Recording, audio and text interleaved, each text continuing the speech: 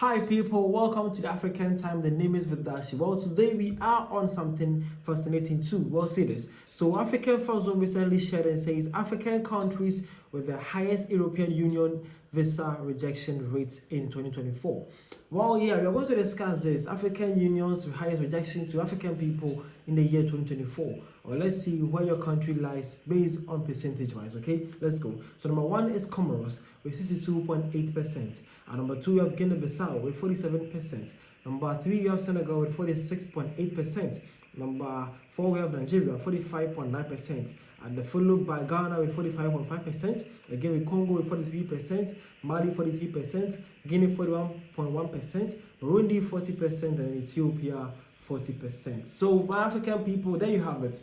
These countries are said to be the most or the highest European rejection rates due in visa acquisition. Okay, when these countries are said to be on the route for visa to the European countries, this is the rates of how they are being rejected by the embassies in their various countries. Okay, well, recently, not long ago, that I shared that how much the European Union actually made through visa rejection to African people. It was around 16 million euros. Yeah, they made 16 million euros in only 2024 based on visa rejection, non-refundable fees. Okay, yeah, it's not refundable though. If you're actually going for this kind of thing and you got bounced, your money is gone. Yeah, it's gone. So that is it. So as you can see, there's a lot of Western African countries in there. Gods know why we are plenty here like that. But yeah, we are topping the list with the most high rejection rates in Africa 2024 by the European countries through visa applications. Okay. Good. Now see this. This one says, why is it that South African citizens almost always have their visas approved when applying to visit European countries? Well, that is a South African though. She asked a question. He says that why is it that when South African ever issued to have a visa to travel to any of the European countries, it's actually a little easier for them? Why? Well, let's see the replies to this. Well, a South African came and says, because we go and quickly miss home, then come back. EU is not our vibe.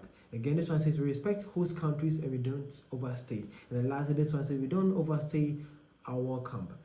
Now, that is it. So a South African asks, why is it that anytime a South African issued or wanted to visit any European country, they easily got to be, they got visa and then they're allowed to travel? Well, the South African came replying and says, because we go back quickly when we spend some time there, because we usually miss home.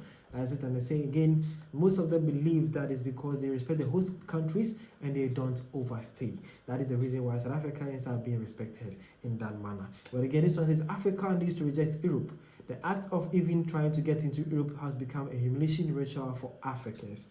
Well, that is his take. So he's saying that why are we even rushing to go to Europe though? The point that we are even rushing to go there is one of the biggest things that is actually hurting our self-esteem. Okay, that's his point though. And again, this one says, how much does Europe and America extort from Africans for non-refundable visa fees, non-refundable university fees, and home affairs fees for visas that they don't grant?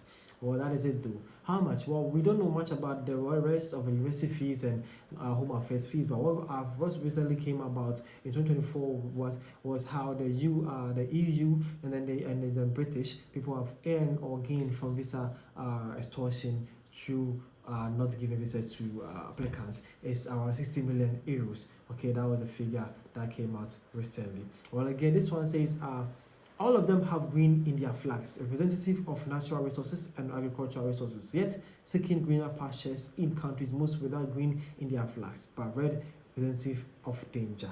Well, that's South African. He's saying that way. Most of these countries that are facing highest rejection are countries that are having green in their flags. And we all know what the green stand for in Africa. It stands for green rich vegetation and then rich minerals. Okay, so why are the countries having these things rather rushing to go to countries that have none? We always have red in their flags. They are determined to be actually in a red zone or actually having hard life there.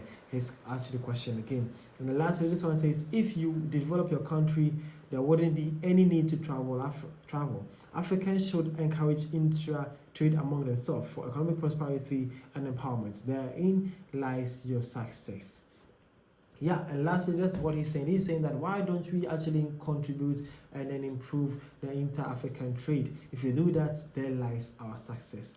Okay, that is it. So these were some takes concerning African people and on this issue. You too can share your point of view and let's discuss how you think or thought about this whole issue and how you think Africa can change their ways and then makes Africa great. Okay, the name is Vidashi. This was African Time, and I was actually here to let you know what is happening around Africa and how the world is seeing Africa concerning these two other European or other countries. Okay, thank you for the time. See you guys around.